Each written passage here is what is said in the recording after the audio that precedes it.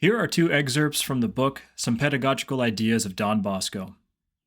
It is indisputable that the personality of Don Bosco's mother, Mama Margherita, influenced his formation. This woman, a widow at age 29, profoundly marked the souls of her three sons. She had little formal education, but remarkably good sense. Her uprightness of judgment, great piety, and virile firmness made her an exemplary educator. Margherita required her sons to work either in the house or the fields. From the break of dawn, after morning prayer, the children worked hard all day long.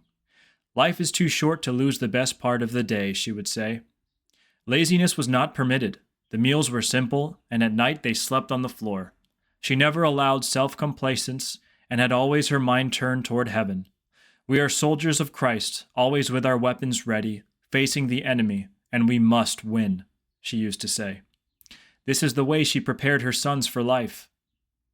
In addition to the work of his religious congregation, the building of churches, the foundation of numerous orphanages, and preparing missions in faraway countries, Don Bosco dedicated time by day and night to write. He knew how to serve the church with the pen, at times combating errors, at times strengthening souls. As a man of his time, he was aware of the great influence of that new modern giant, the press. He used his pen for more than 45 years, producing a variety of works according to the needs of his fight. When Protestantism launched offensive attacks against the Catholic Church with popular periodic brochures, Don Bosco countered with his Catholic Lectures, a monthly publication with timely articles and questions that responded to the Protestant propaganda. Comments of Professor Plinio. Let me comment on these excerpts one at a time. Regarding Mama Margherita, she fits the description of that strong woman of the Scripture who fulfills her duties and whose value is far and from the uttermost coasts. She lived her life uprightly, she formed her sons perfectly, and one of them became the great St. John Bosco. Her life offers proof of just how erroneous the progressivist mentality inundating the church today is. Indeed, for this flawed mentality, anyone who has to bear hunger, cold, and suffering cannot have a spiritual life. According to it, the first step is to do away with poverty and hunger. Only then can one begin to talk about a spiritual life. Therefore, the beginning of all apostolates is this material action. Doing away with poverty becomes, then, one of the main, if not the principal ends of the Catholic Church. The life of Mama Margherita demonstrates precisely the opposite. Her house was so poor that all the members of the family slept on the floor. The meals were frugal. The family members were subjected to much hard work.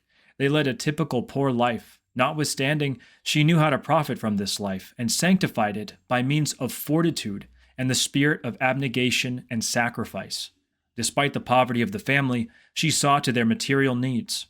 Her sons became strong men, capable of all kinds of work. And at the same time, this is what is important for us to note, she also took good care of their spiritual lives. You see how progressivism lies and fools Catholics when it implies that soft, comfortable conditions are indispensable for sanctity. This is completely wrong. Austerity, not softness, is what is needed. This austerity must be observed in the formation of every family, even those of high levels with many resources. In Europe, this austerity was maintained in the formation of children and youth until some time ago. In the memoirs of the Duke of Nemours, or the Duke of Alençon, I don't remember which, it tells about the time when he was in London, exiled from France. He was young and lived with several other noble young men in the same house along the River Thames. The windows of their large bedroom were on the second floor, opening straight out to the Thames. He wrote that when they would wake in the morning, it was their habit to jump out the window into the Thames. They would all do this every morning in the winter. This shows how they were accustomed to austerity. It is an example that comes to my mind on austerity in the formation of nobles. I wonder how many bad consequences would have been avoided if austerity were imposed in the formation of the youth of today's wealthy families. Regarding the second excerpt, it is interesting to observe how St. John Bosco was always aware of the problems of his times. He was not a saint living in the clouds, as sentimental hagiographies depict many saints.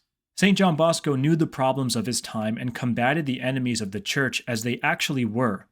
When the Protestant propaganda became strong in North Italy, he developed an effective intellectual action against it. Today, most people have a revolutionary understanding of what is important. They think that the economic means is more important than intellectual skills, and that the material is greater than the spiritual. For this reason, when they speak about St. John Bosco, they tend to stress his works of social assistance and underplay his intellectual work. I also praise and recognize the importance of the foundations he made to help poor boys and give them a good formation, but I don't agree that he should be remembered primarily for those works. When you examine his life, you see that he spent a large number of years writing. Therefore, he was as much a writer as a man of outside activity. It is why he joined St. Francis de Sales as one of the two patron saints of the press. It is good for us to stress this point that sets things aright. Let us ask St. John Bosco to give us the spirit of austerity he had and protect our intellectual work and our Catholic journalism.